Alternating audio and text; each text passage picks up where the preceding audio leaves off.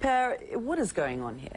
Well, these were clearly not terrorists. These were two established journalists working for a magazine called Filter, doing a story about a Swedish oil company and their potential oil exploration in this area, Ogaden, which is a prohibited region right along the Somali border with Ethiopia. Now, Swedish press has been following the case now ever since this summer. This is a magazine from the Swedish Union of Journalists saying that this is pretty much outrageous what is going on. This morning, the Swedish Union is saying that this is a political case, that they were only convicted as to almost tell journalists, do not go to this place, we don't want you in this region. Do they have any way of appealing? They do.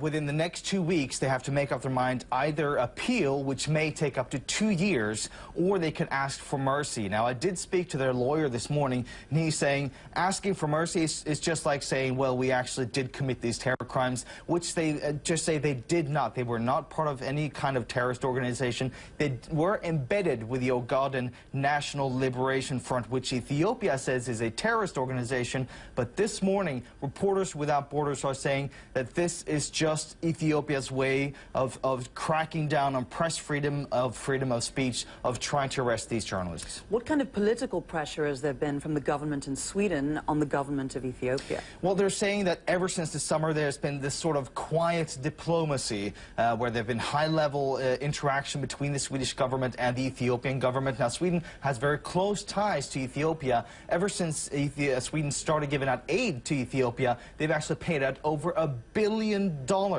in aid to Ethiopia. Just last year, $50 million went from Sweden to Ethiopia. So they have close ties, but obviously it has not worked yet. Swedish press are today saying that it's just ridiculous what's going on. They have not been able to actually get these guys out and get these guys home. How are they being treated? What's their condition? Do we know anything about that? Well, apparently they have been sleeping on the floor in this jail, in a large room with lots of other prisoners.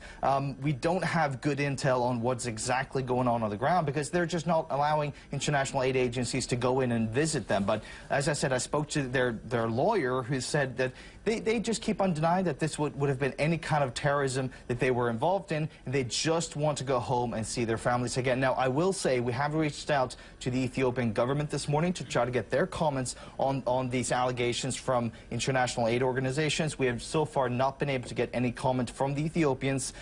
They did release a few journalists last week, according to the Committee to Protect Journalists, but apparently it looks like these two Swedes are now facing a long battle to try to go home. Per Nyberg, thank you.